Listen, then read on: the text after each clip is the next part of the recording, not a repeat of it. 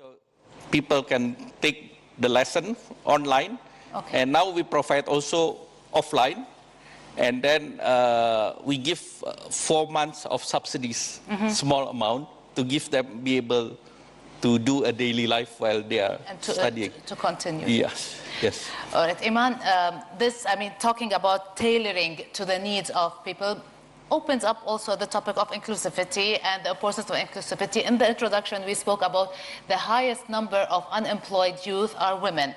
So when we talk about gender equity and inclusivity and creating jobs, how do we address that?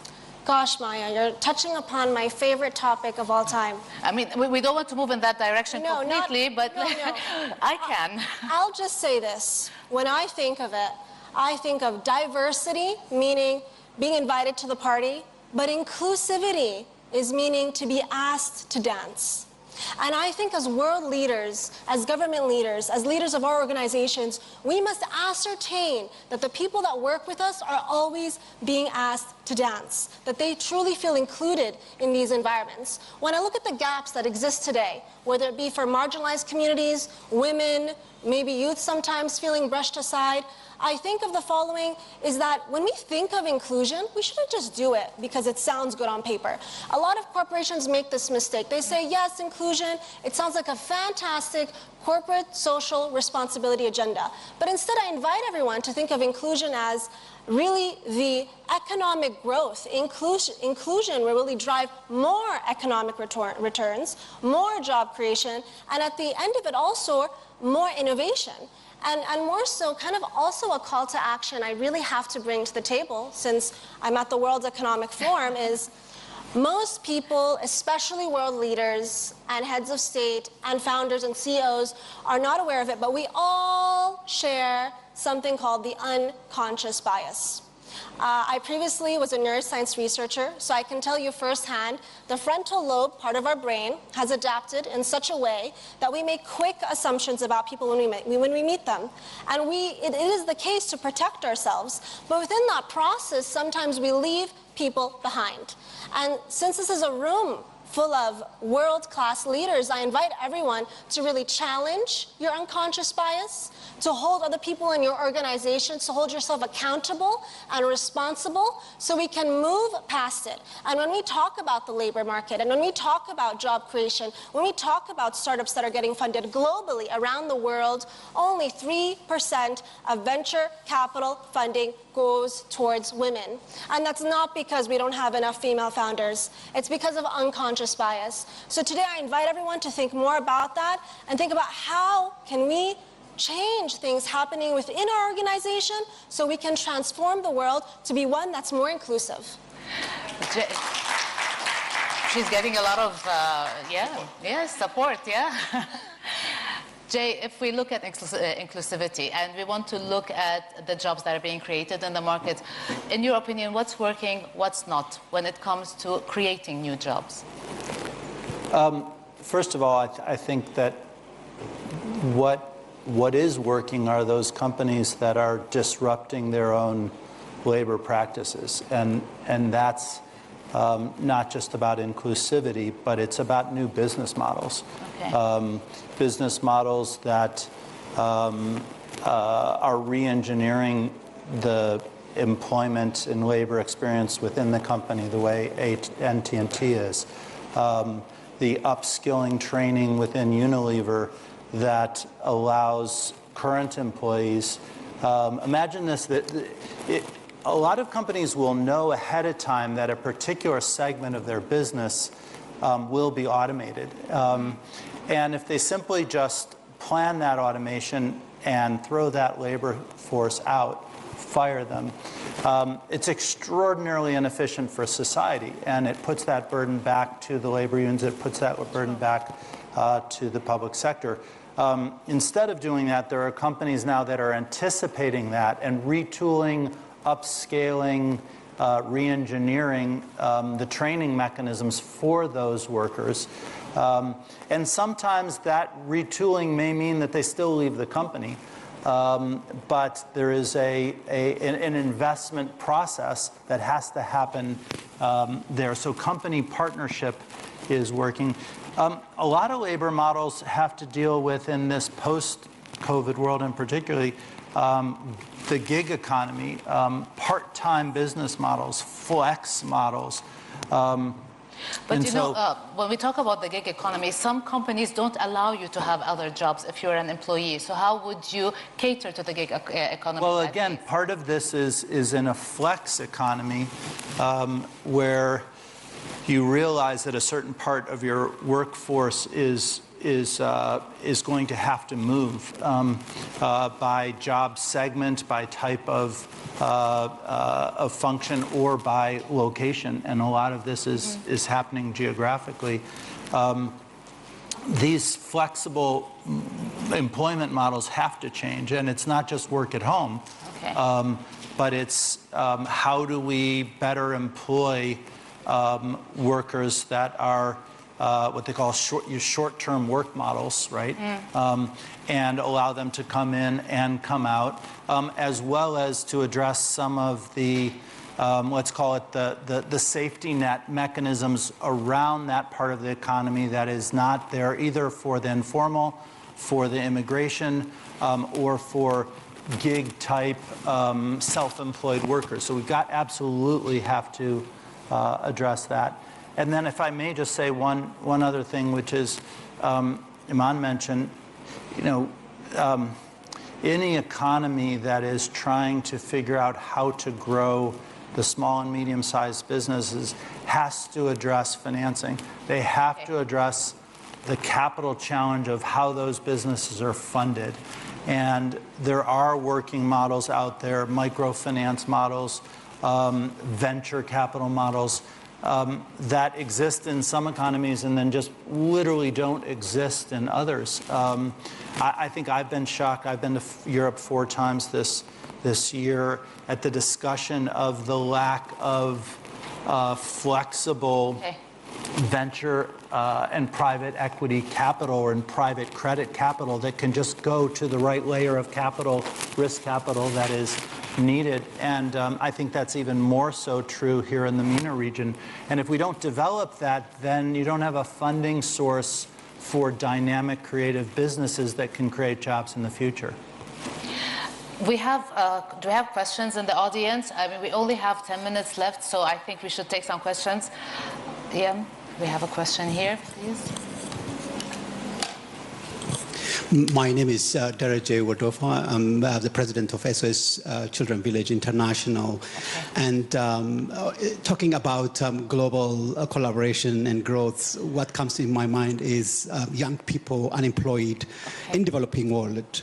And Emon spoke my mind, both in terms of transforming these young people from job seekers to job creators and the gender dimension. And I don't want to really go in there. But from the work we do, a lot of young people who are from less privileged communities, after their training and education, they cannot enter into the labor market because simply they don't have work experience.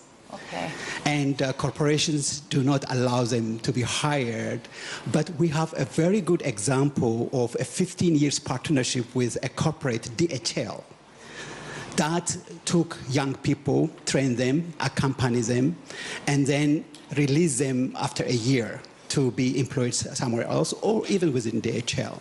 This is an incredible example of how to create social value and also propel economy. So my question is, can corporates actually open their door for young people who have no CVs? The other point really I want to flag is there is a lot of talk about advancement in technology, AI, and other opportunities that come. We need to keep in mind there are massive young people out there who are left out. They don't have the infrastructure, they don't have the devices, they don't have the training. Even simply, they don't have access to internet in some places. How do you really bring them? If we want to propel the economy, this needs to go into the technology ecosystem. So what is the solution for this? Okay, who's the question directed for? Well, people who talk, about technology. I think the corporate, maybe Jay, you could answer. Sure. Well, I'll give you, one view, which is that the example you've given is has been replicated by a number of companies around the world. I just came from a week in Germany, and the Germans have an apprenticeship system that is known to be world best in class there. There is a thought that in this new world that governments will have to support these apprenticeships, these internships to facilitate them, because a lot of the active labor market programs that governments implement have not been as effective. And so what you really need to do is say, how do I incentivize the private sector to do this, but I don't create a program that ultimately isn't engineered to exactly what the private sector needs. So I mentioned Estonia earlier. It's a great example also of a voucher program for apprenticeships and internships where the government basically subsidizes that for a period, and then it's up to the employee to get that job or to find another job based on that period. So I think that there are a lot of these mechanisms that they can be done. They have to be done really with a sense of partnership actually it's a troika. It's a troika of vocational schools and universities, the business community, and obviously the worker. And Toyota is a perfect example of that in Kentucky. Toyota did a program with a vocational school where they funded a training program for automobile workers in Kentucky, and they had a shortage of workers, so they pushed people through that program and then took them back out. Dr. Badr, very quick. I do see the importance of having work experience, and sometimes before you get employed, you're discounted as an applicant because you don't have that. That's why at the MISC Foundation, we focus on multiple ways of getting this job experience, either through simulations, which can be mass used by numbers of youth, and we have worked with world-class corporations such as Microsoft, BCG, and so on, where you could be doing almost like on-job experiences, but by simulation. But we also match make between the youth who are seeking employment opportunities or even internships with those corporations that have opportunities but don't know where to find those. And if you want to hear more about these upskilling opportunities and empowering youth, I see you're all interested. We do have a booth at Via Riyadh at the Youth Majlis there that speaks specifically about this. I want to invite you all to attend there. Your Excellency, you also have something to say. One thing that's important is link and match. Link and match between university or school and the industry. So the student can do interns before they graduate. So they can work 1 semester or 2 semesters and got credit. So what we call a freedom education program. And on top of that, the companies who participate in the project will get fiscal incentive from the government. So whatever program that they give to the student, they will get 20% of tax deduction. So it's a win-win solutions.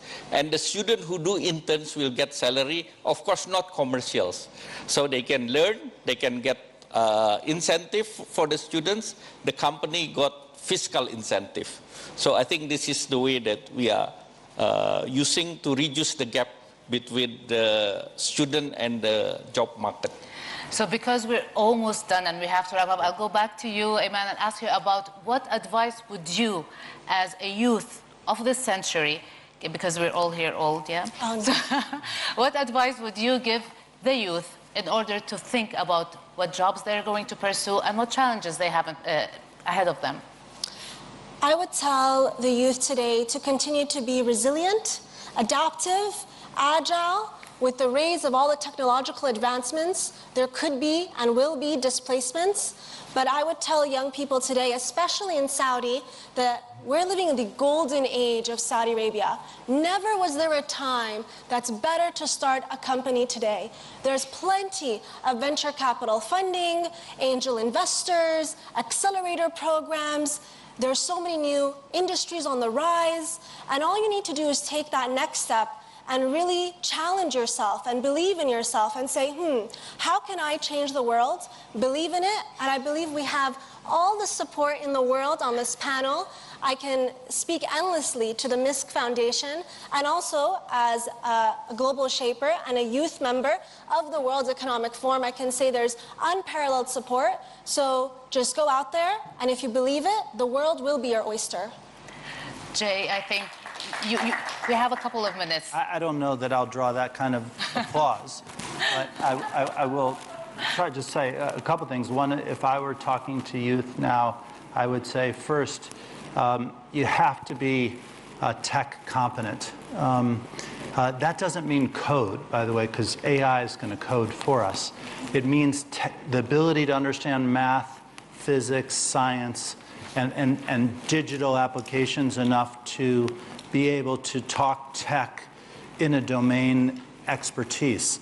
And that's the second thing, is you need a domain expertise, because for a very long time we're going to be matching the applications of technology to a particular subject matter expertise. And you have to own that. You have to pick one and own it and be tech savvy enough to be that interface. And third, a lot of what the AI, generative AI experts will tell you is that the human component is what the AI still can't do and won't do for a very long time, a medium long time. And so human skills are critical in that. That interface between the tech world and humanity requires a soft skill set. And one of the things that we don't think is, if you're all hard skills, we'll miss out in the training that needs to happen in the soft skill space. Thank you very much. Dear panelists, our time has run up. I would like to thank all of you for a very interesting conversation. We did discuss the way to create jobs in the future, talking about reskilling, skilling, reskilling, digitization. I think this is something that all the youth need to think about moving forward. Thank you very much. Thank you.